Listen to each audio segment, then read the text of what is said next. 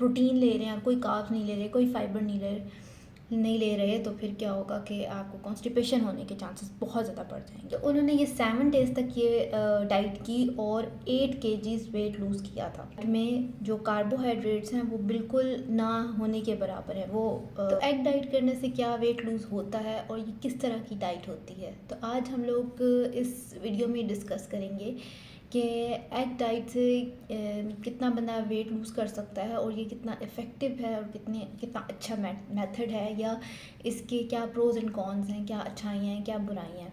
तो सबसे पहले बात कर लेते हैं, मैं एक रिव्यू करने वाली हूँ। हमारी एक ड्रामा एक्ट्रेस हैं, निम्रा खान उनका नाम है। तो उन्होंने कुछ साल पहले ये एग डाइट की थी और उन्होंने अपने डिफरेंट शोज़ में आके, मॉर्निंग शोज़ और डिफरेंट शोज़ में आके बताया था कि उन्होंने किस तरह से की थी। तो पहले ये जान लेते हैं कि उन्होंने ये डाइट किस तरीके से की थी। उसके बाद फिर मैं आप लोगों को बताऊंगी कि ये किस तरीके से करनी चाहिए, कब तक करनी चाहिए और इसके क्या फ़ायदे और क्या नुकसानात हैं। तो उन्होंने बताया था कि वो लेती थी सुबह नाश्ते में 3 अंडे, जिनकी सिर्फ सफ़ेदी लेती थी और जर्दी नहीं लेती थी।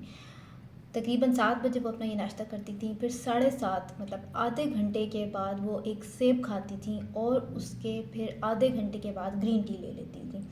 और उसके बाद फिर दोपहर में भी इसी तरह से 12 बजे के करीब वो अपने दोपहर का स्टार्ट करती थी और वो सेम रहता था कि 3 अंडे की सफ़ेदियाँ हो गई, एक सेब हो गया आधे घंटे बाद और आधे घंटे बाद ग्रीन टी हो गई, और डिनर भी अगेन यही। तो साथ ही उन्होंने बताया कि वो एक दिन छोड़ के या फिर रोज़ाना सब्जियों का जूस बना कर लेती थी, जिसमें लौकी ऐड करती थी, गाजर, चुकंदर, सेब, टमाटर और खीरा शामिल करती थी और इसका जूस बनाकर पीती थी, ताकि उनकी स्किन भी अच्छी रहे और बाल भी अच्छे रहें। वरना अगर वो सिंपल इस डाइट पर रहती तो उनके फिर स्किन ख़राब हो जाती, लटकने लग जाती और रिंकल्स से आ जाते। तो उसको बहुत ही हेल्दी और फ्रेश रखने के लिए उन्होंने फ्रेश वेजिटेबल जूस भी लिया। साथ ही वो अक्सर बीच में फ्रूट्स जूस भी लेती रहती थी।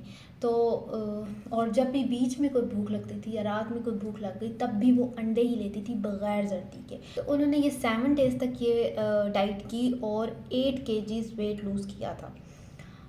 तो इस डाइट का रिव्यू अगर मैं करूँ तो अंडे की सफ़ेदी लेना सिर्फ वो टोटली प्रोटीन है, लेकिन इस डाइट में जो कार्बोहाइड्रेट्स हैं वो बिल्कुल ना होने के बराबर है। वो वेजिटेबल का जूस तो ले रही थी, लेकिन वो वेजिटेबल में इतने ज़्यादा कार्बोहाइड्रेट्स, इतनी ज़्यादा कैलोरीज होती ही नहीं है, तो कार्ब्स भी इसमें बहुत कम होते हैं। तो वो ना होने के बराबर कार्बोहाइड्रेट्स ले रही थी। लेकिन ये था कि उनको कॉन्स्टिपेशन ना हो, उसकी वजह से वो जूसेस उनकी हेल्प कर रहे थे। लेकिन कार्बोहाइड्रेट्स जो मेन एनर्जी सोर्स होता है वो इसमें नहीं था। और जर्दी वो निकाल रही थी, जर्दी में काफ़ी अफादियत है, लेकिन अगर वो इतनी जर्दियाँ लेती थी, जितने वो अंडे ले रही थी, तो उसके नेगेटिव इफ़ेक्ट्स आते, क्योंकि बेशक अच्छा कोलेस्ट्रॉल होता है जर्दी के अंदर, लेकिन जब आप कोई भी चीज़ एक्सक्यूज़ मी, लेकिन अगर आप कोई भी चीज़ ज़रूरत से ज़्यादा लेते हैं ना, तो वो नेगेटिव इफ़ेक्ट्स शो करने लग जाती है। तो ये डाइट वैसे भी रिकमेंडेबल 3 से 5 दिन या मैक्सिमम 7 डेज़ तक आप जो कर सकते हैं, इससे ज़्यादा रिकमेंड नहीं की जाती, क्योंकि उसके बाद फिर बंदा मुझे तो लगता है 3 दिन के बाद ही लोग जो है वो गिर जाएंगे, क्योंकि जब आप कुछ भी नहीं खा रहे और आपको बहुत ज़्यादा एनर्जी चाहिए पूरे दिन के काम करने के लिए और आपको वो एनर्जी नहीं मिल रही, तो आप गिर ही जाएंगे। हाँ, अगर आप बेड पे बैठे हुए हैं और कोई काम नहीं कर रहे, तो फिर शायद ये पॉसिबल हो। दूसरी चीज़ उन्होंने बताया कि वो कोई एक्सरसाइज नहीं कर रही थी, तो इसके साथ तो कोई एक्सरसाइज पॉसिबल भी नहीं है, क्योंकि इतनी कम कैलोरीज और इतनी रिस्ट्रिक्टेड डाइट के साथ तो कोई इंसान भी साथ एक्सरसाइज कर ही नहीं सकता। अगर मैं इसके बारे में, इस डाइट के बारे में बताऊं और कोई करना चाहता है, तो उसको यही रिकमेंड किया जाएगा कि वो 3 से 5 दिन तक करे, अगर कर सकता है तो। वैसे तो ये बहुत टफ़ डाइट है और इसको करना काफ़ी मुश्किल है, लेकिन समटाइम्स लोगों को मोटिवेशन चाहिए होती है, और उस मोटिवेशन के लिए फिर वो कहते हैं कि ज़रा स्ट्रिक्ट डाइट हमें दी जाए, ताकि हमारा, जब हमें नज़र आएगा ना कि हमारा वज़न कम हो रहा है, तो फिर हम करने लगेंगे। लेकिन फिर क्या होगा, 7 डेज़ तक फॉर एग्ज़ाम्पल आपने ये कर ली, उसके बाद आप क्या करेंगे? उसके बाद आपको रोटी चावल इन चीज़ों की तरफ आना है, तो फिर क्या होगा? जब आप एकदम से लेने लगेंगे, तो फिर क्या होगा, आपका वज़न बढ़ने लग जाएगा। तो इसका हल ये है कि अगर आपने ये डाइट करनी है, 7 डेज़ तक आपने कर ली, उसके बाद जब आपने नॉर्मल अपनी डाइट रूटीन पर आना है तो क्या करना है कि थोड़े थोड़े से स्टार्ट करना है। इतनी सी रोटी से स्टार्ट लेना है कि हर टाइम पे। उससे ये होगा कि थोड़ा सा आपको दोबारा वज़न बढ़ता हुआ नज़र आएगा, क्योंकि आपने दोबारा से कार्ब्स लेने शुरू किए हैं। लेकिन ज़ाहिर है सारी ज़िंदगी तो आप ऐसी डाइट पर नहीं रह सकते और पॉसिबल भी नहीं है। लेकिन उसके साथ जब आप दोबारा से अपनी कार्बोहाइड्रेट्स लेना स्टार्ट करेंगे तो आप अपनी थोड़ी सी एक्सरसाइज की रूटीन बढ़ा दें। उससे ये होगा कि दोनों चीज़ें बैलेंस रहेंगी और दोबारा से जो वज़न बढ़ने का चांस है वो थोड़ा कम हो जाएगा। थोड़ा सा बढ़ेगा, लेकिन वो नहीं होगा कि आपने दोबारा से अगर कार्ब्स लेना शुरू किए तो वो एकदम से बढ़ जाए। तो वो जब आप बैलेंस करके रखेंगे, ज़्यादा एक्सरसाइजेस कर रही हैं और कैलोरीज उस हिसाब से थोड़ी कम ले रहे हैं कि अगर रोटी आप ले रहे हैं तो 2 टाइम पे छोटी छोटी रोटियां ले रहे हैं, तो फिर योगा बैलेंस रहेगा। फिर 2-3 हफ्तों बाद थोड़ी सी इंटेक बढ़ा दें, चावल लेना शुरू कर दें। तो इससे ये होगा कि एक तो एकदम से बॉडी को ये ना हो ना कि आपने पहले कुछ दिया ही नहीं, फिर एकदम से दिया तो एकदम से वज़न बढ़ जाए, तो ऐसा नहीं होगा। वो फिर आहिस्ता आहिस्ता थोड़ा थोड़ा बढ़ेगा और जब आप बैलेंस्ड एक्सरसाइज कर रहे होंगे फ़ैट बर्न होने लग जाएगा और आपका जो वज़न बढ़ने का चांस है, ज़्यादा बढ़ने का चांस है, वो कम हो जाएगा।